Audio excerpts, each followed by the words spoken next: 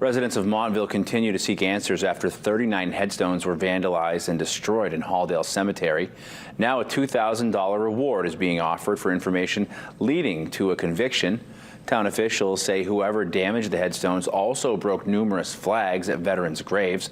Some of the graves in the cemetery are of those who fought in the Revolutionary War and the War of 1812.